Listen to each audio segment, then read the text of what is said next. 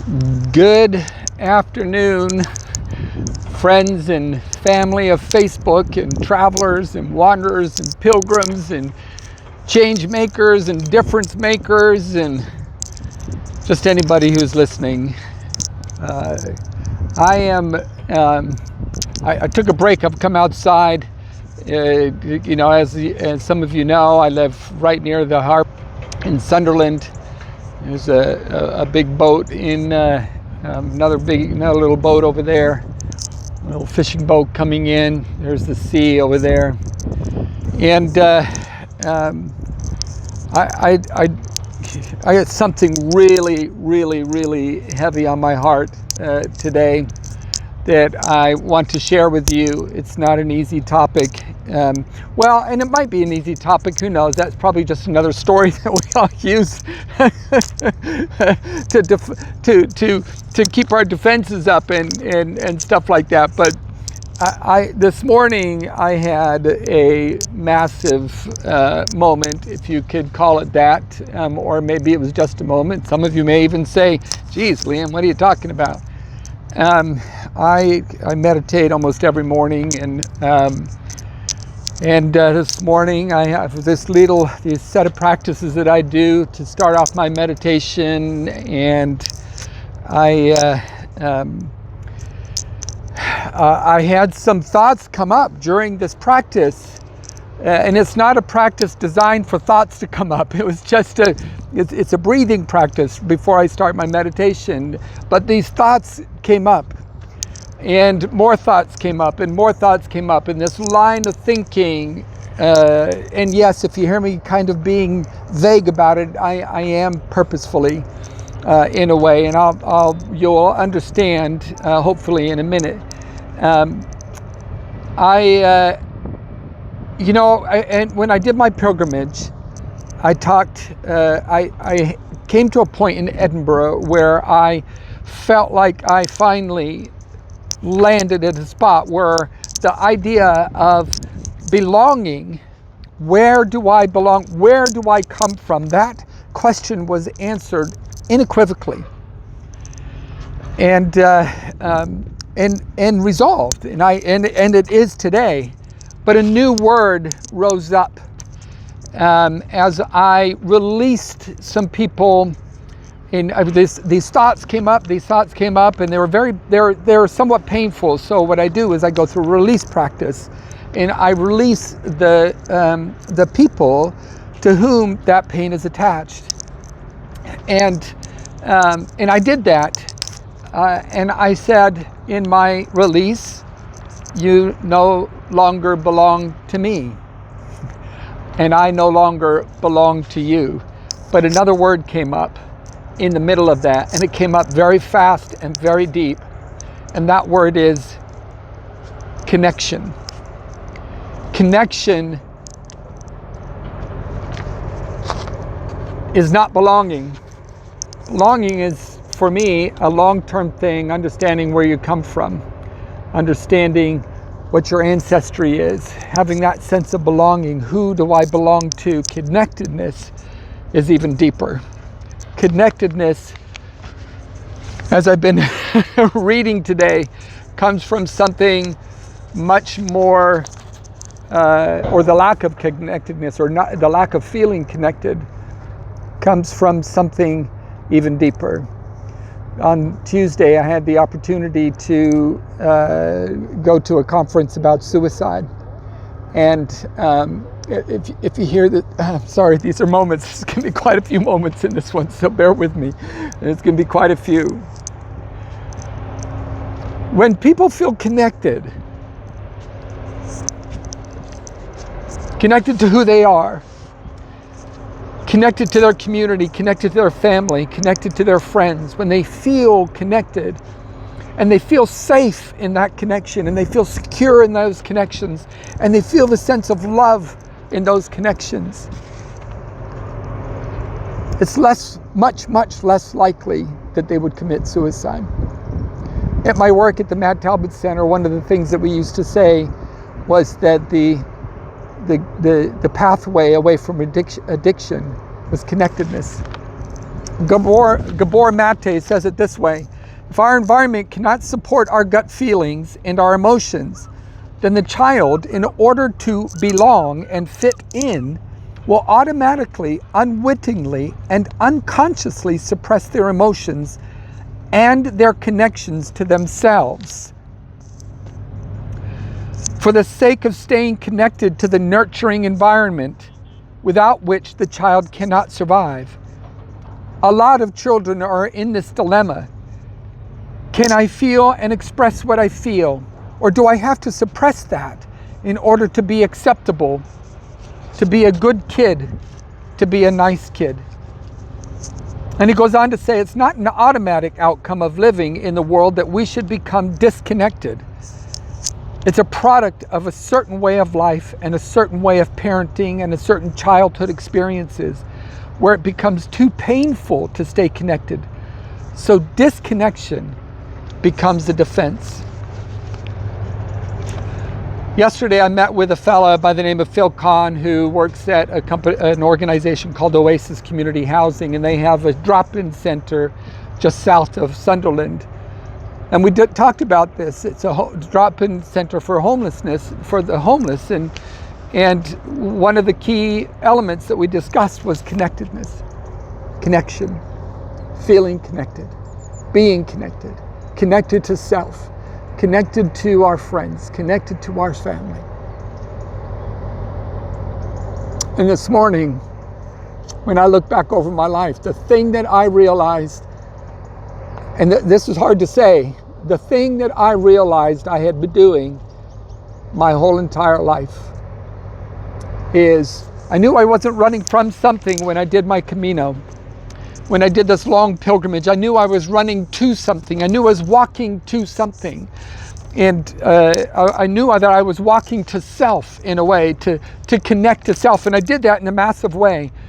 But as I looked back over my life, I began to see that I too was chasing connection, longing to be connected, longing to be connected to someone, something, someplace, somehow, somewhere. It was a massive driver in my life. And I wept, and I wept, and I wept, and I wept. No meditation this morning, folks. None whatsoever. I wept. Tissues all over the place. Because I thought that it was belonging that I was searching for. And when that was,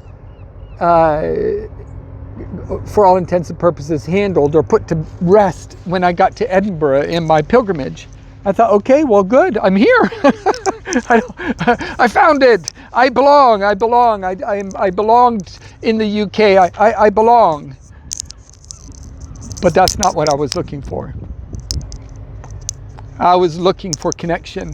And the rest of my walk, was connecting me to myself as the real human being I am, as the big, I call it the big S, the big self. Not the little self, not the egoic self, but the big self, the big S self.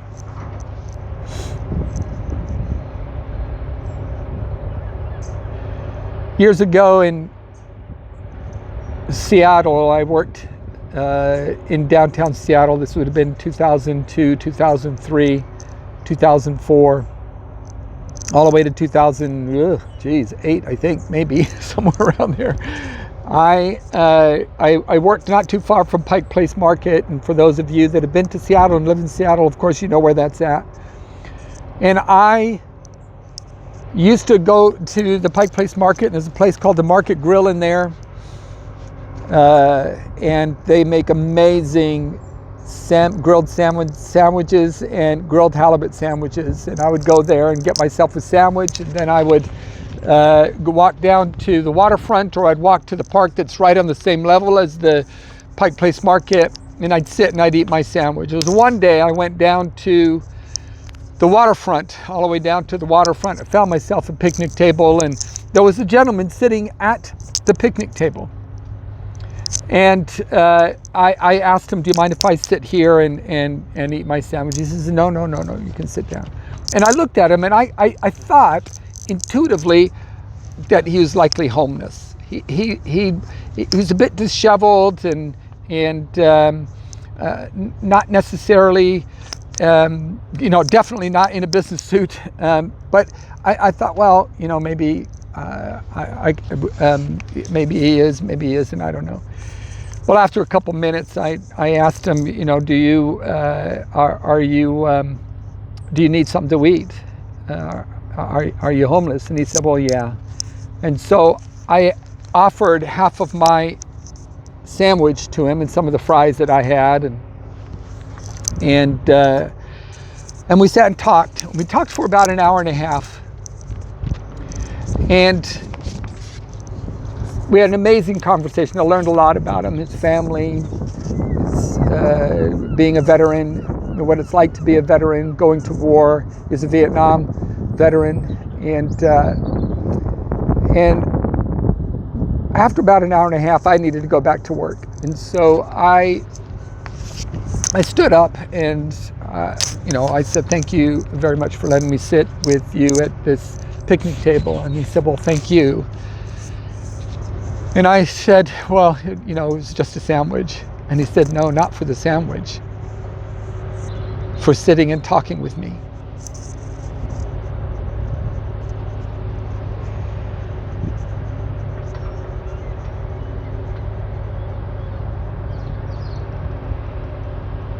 It shattered me. That the thing that he absolutely wanted was presence. The thing that he actually needed was connection, not food. Food is good, it nourishes the body, but what nourishes the soul, what nourishes the heart, what gives us an opportunity to see who we are is connection. Connection to others and connection to self. It shattered me. I didn't know what to do at that moment, but today I see more than ever the importance of connectedness. And I don't mean sitting in a table and just chatting up somebody. I mean real connection. Connection where love is shared. Connection where hope is shared. Connection where mercy is shared. Connection where grace is shared. Connection where vulnerability is shared. I worked at the Matt Talbot Center for 16 years or longer. I was a volunteer there since 1996, 1995. And then I became a board member in late 2005 and started teaching there in early 2006, I think it was. And the one thing that I can say for sure is that those folks are hungry for connection and to be connected to themselves. I have an encouragement for you today. I have a call to action for you. It doesn't matter whether you're at work, it doesn't matter whether you're at home, it doesn't matter whether you're with your kids, it doesn't matter where you are. Are you connecting? Are you looking around to see who that person is that has their head down, that's in a state that requires somebody to connect with them? Maybe they're lost, maybe they've lost a loved one, maybe they've lost their job, maybe they're just having a hard time, maybe they just can't get past whatever it is that they are dealing with, and they're just crave connection. And maybe you're the one that gives them that opportunity. Maybe you're the one that offers them that connection. Maybe you're the one that provides for them what it is that they need at that moment. Don't pass it up. Don't wonder. Don't stand in fear. Don't stand in doubt. Take a risk. Reach out. Reach out your hand. Reach out your heart. And Ask, are you okay? Ask to see if they, and to listen to see if they are looking for a connection. You might be the one that makes a difference in somebody else's life. Could be your kids, could be your friends, could be your colleagues, could be your pastor, could be your minister, could be your doctor. You don't know. But if you don't ask, if you don't reach out, you'll never know. I love you guys. And yeah, big day. I hope you're doing well wherever you are, whatever you're doing, whomever you're with. I hope that, as I always say now, your footsteps are light and the ground beneath your feet are soft. I love you.